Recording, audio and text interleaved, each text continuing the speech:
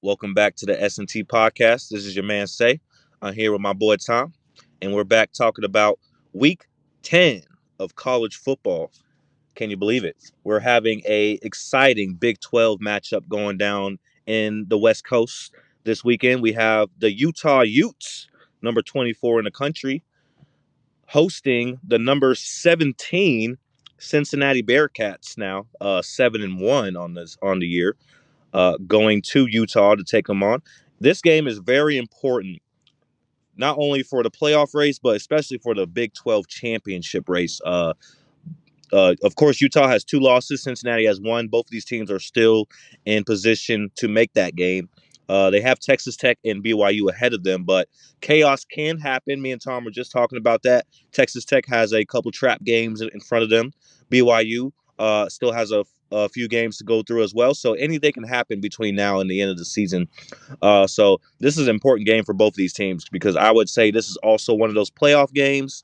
If Utah loses, they're basically done. That would be their third loss. If Cincinnati loses, they're still kind of in it, but they're not going to be in the driver's seat anymore. So both of these teams really need this one. And I don't want to get into predictions yet. Let me go ahead and swing it over to Tom before I say anything too much. So, Tom, tell me what you think about this exciting Big 12 showdown this weekend. I think this is going to be a playoff impacting game. So Utah is, believe it or not, favored by 8.5 points, which to me is just crazy because That many, Tom? Cincinnati. What's up? That many, Tom? I didn't know. Yeah, yeah, 8.5, 8.5. All right. Which is crazy, right? Because Cincinnati 7-1, Utah 6-2. You would think Cincinnati, even though they are on the road, would be the favorites, but I guess Vegas knows something that we don't. Well, let me say one thing that might have impacted that before I let you finish. Right. They might have watched that game that Utah just played against Colorado. I don't know if you saw the final score in that one, but it was not pretty. I believe it was like 51-7, 51-10. Well, yeah, I mean, Colorado's not the best team in the league, but But yeah, I get you. they said they were up like 43 to nothing at halftime. So I mean, Yeah, that it could have doesn't. something to do with it. That's all. Yeah. I mean, yeah, maybe, but I think the quarterback is still questionable for Utah. That Dampier or Dampier, however you pronounce that name, but uh, so not sure if he's playing, but I think even for him being iffy, that just says something's up with him. He's probably not going to be 100% either way if he does play. So I'm just and Cincinnati. I mean, they only have gotten better since week one. Tough, close loss to Nebraska, who also Nebraska turning out to be 6-2 now. Nebraska is not a slouch of a team. Cincinnati's not a slouch of a team. Their quarterback, his name is leaving my mind right now, but Cincinnati's quarterback has been playing much, much better since Nebraska. Um, Mobile guy.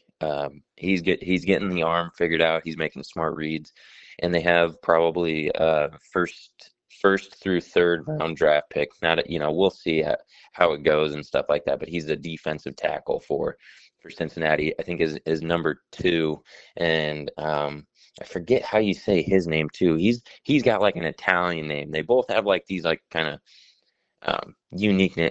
They're slipping my mind. Doesn't matter anyway, but. I am incredibly surprised that Cincinnati is 8.5 point underdogs because I think honestly Cincinnati goes in and wins outright. They play good football. They play solid football. 7-0 in the last 7 weeks. That's good. I mean, they're a good football team. They figure out ways to win. I don't think the late time start is going to affect them.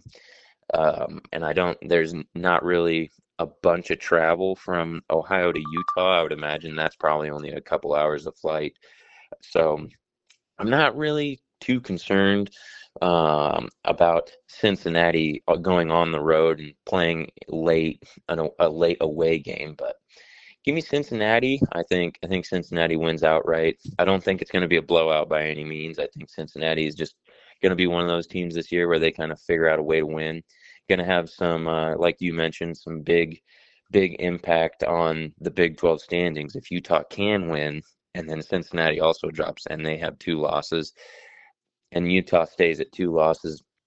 Big 12 race is going to kind of come down to the wire because depending on who other teams lose to or not really is going to come down to the wire. I believe Cincinnati has to play BYU as well.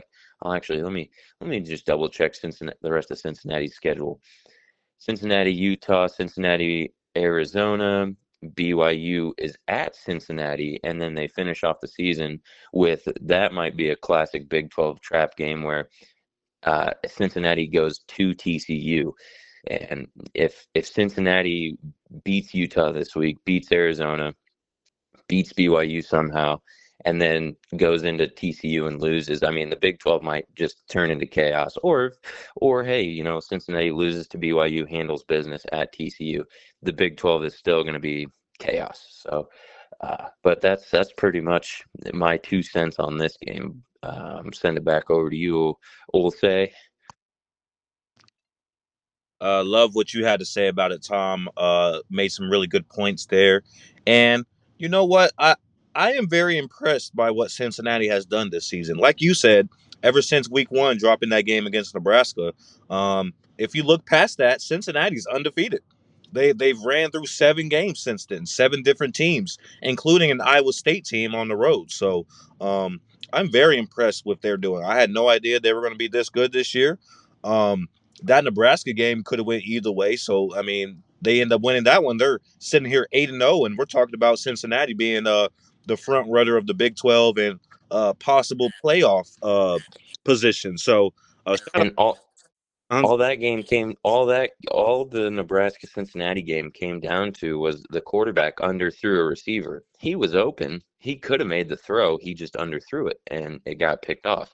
Otherwise, Cincinnati takes the lead 24-20 with like a minute left in the game. So, yeah, yeah, not even just a toss up, but you could even argue Cincinnati probably should have won that game. If they replay that game, tomorrow, I'm not sure who wins, honestly. Nebraska could still pull it out, but wouldn't surprise me at all if Cincinnati comes out and wins. But anyway, that's my final 2 cents on that. I'll let you finish. No, that was good. That was a good point right there. I do agree with that.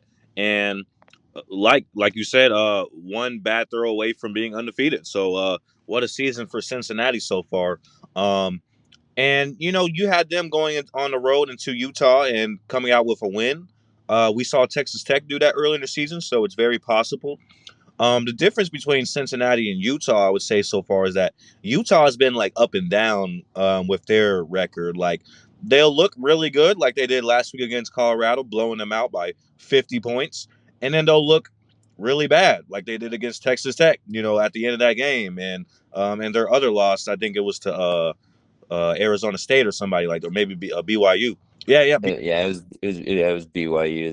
They lost to Texas Tech 34-10, and they lost to BYU 24-21, but I think that's kind of a false 24-21, Yeah, I don't think you know. that's close as the final score was. So Right, right. yeah, Utah has looked good and they've looked bad at times, and they're not very consistent. They're probably one of the more inconsistent good teams that I've seen so far this season. So, very kind of like a Texas, like they're 6-2, but can we trust them? So I think Utah's caught in that same boat. Like, yeah, they're 6-2, but I don't trust them, man.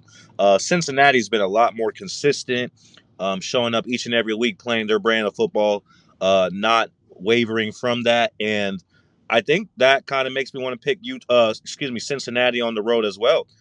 Even though they're going into a hostile environment, one of the better stadiums in the country, Rice Eccles Stadium.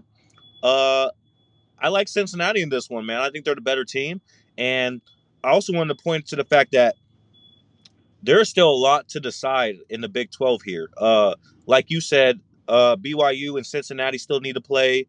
TCU and Cincinnati still need to play. Whoever's in front of Utah. Like, all of these teams are at the top of the conference right now. BYU, Texas Tech, Cincinnati, Utah, TCU is in there in the mix.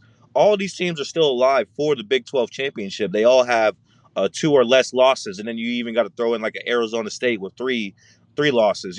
So There's still a lot to be determined in the Big 12, and we could see a lot of chaos in these final few weeks. So, can't wait to see it how it all plays out.